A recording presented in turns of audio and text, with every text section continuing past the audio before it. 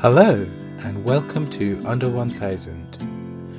My name's Thomas Flower, and each episode I'll read you a piece of super short fiction. All of the stories are 1000 words or less.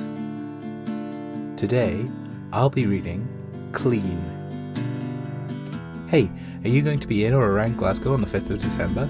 I'm hosting a queer flash fiction open mic night at Category is Books from 7pm. Check out the Under 1000 Facebook page for more details, and come join us if you can. It should be a lot of fun. Please be aware that this episode deals with themes of death and violence against children, so if that's likely to upset you or anyone you're listening with, then you might want to skip this one.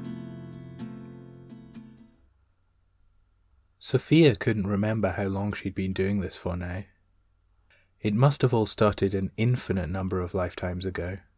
Of course, the thing with being a time traveller was that everything always felt so jumbled and muddled anyway. How could she even start to work out how long she'd been on the job for?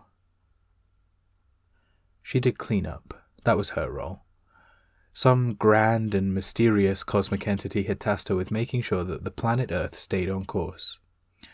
Whenever a problem arose, she would watch carefully, taking notes every step of the way, then travel back and clean it all away meticulously. Of course, sometimes she didn't catch something when it was starting, and she'd have to travel back for some sleuthing to uncover the beginnings of some unfathomable chain of events. But Sophia was committed to her job. She'd never let a global misfortune go uncorrected yet. The work could be messy, of course. Clean-up suggested that everything would be pristine and polished. In reality, the work involved plenty of unsavoury activities. After so long on the job, she wasn't squeamish about getting rid of the global players who upset the harmony of this world.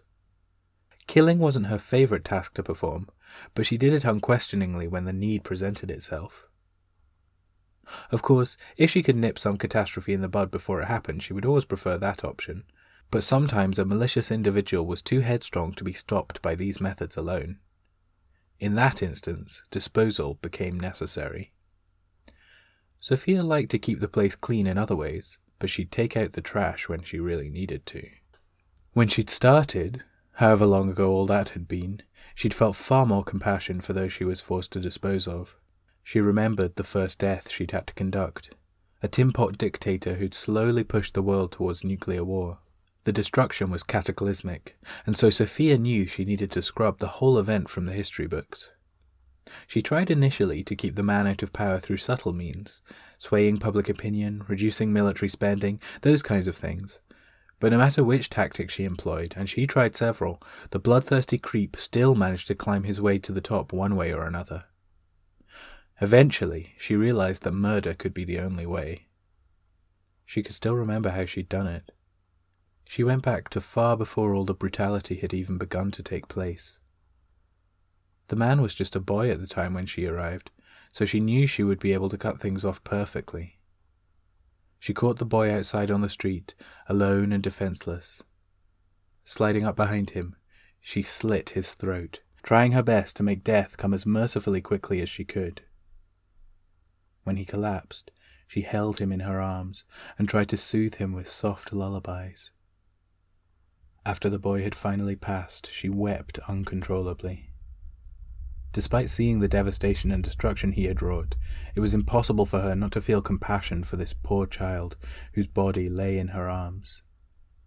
These days she rarely showed as much concern as this. The first death had stung her deeply, and the second and third still drew tears from her as well.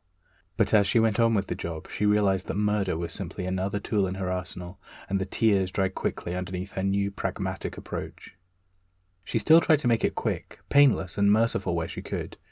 She sang the lullabies just like before, but she never cried for any of them. Not now. Not anymore. Of course, the problem with it all was that she could only go back. Hopping to the near past was preferable whenever she had the choice, as the journey back to the present was always a slow and tedious one. She believed this was a deliberate failsafe, designed by her employers to ensure that she could check that her own meddling would not have dire and bloody consequences. It made sense to her, of course, but it did mean that she would never leap more than 10 years without some incredibly grave justification. Even 20 would only come if absolutely pushed.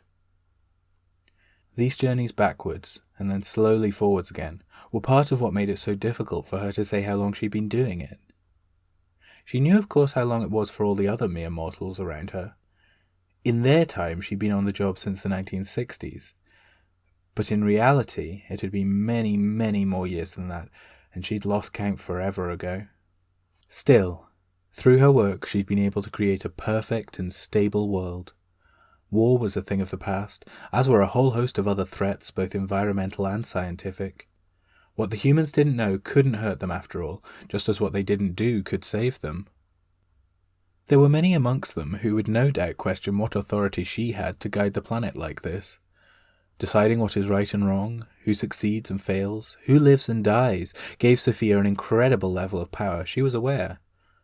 But the humans never perceived her light touch as she tinkered with their world, and so long as she kept herself to the high standard she always strove for, they definitely never would. She was their guardian, their protector, and also their judge and executioner. Sophia saw all, checked all, corrected all.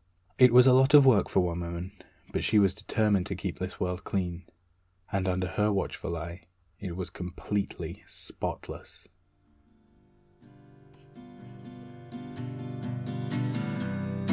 Thank you for listening to Under 1000. I'm your host, Thomas Flower. To follow the show online, look for Under 1000 Pod on Twitter or Facebook. If you'd like to support the show on Patreon, go to patreon.com/under1000pod, where you can sign up to read each month's stories in advance, as well as to have a thank you be read during these credits. The theme music is an instrumental version of In Between Days by Nick Tate and the Sharks. To hear the full song and more from the same EP, go to Nick Tate, Nictate, and thesharks.bandcamp.com, or search for them on your favourite streaming platform. I hope you enjoyed this episode, and that you'll join me again next time for some more super short fiction.